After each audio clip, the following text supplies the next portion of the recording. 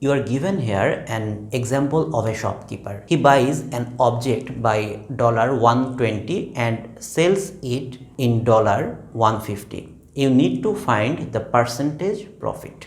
All of us know that profit means selling price minus cost price. What was his selling price? It was $150. And what was his cost price? It was $120. That means $30. Buying an object at $120 and selling it at $150, the shopkeeper made the profit of $30.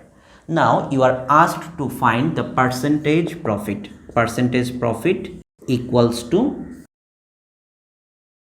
profit divided by cost price multiplied by 100%.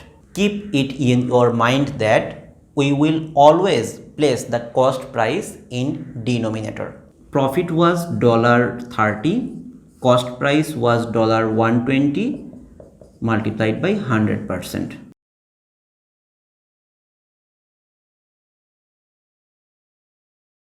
The profit was 25%. This is our answer.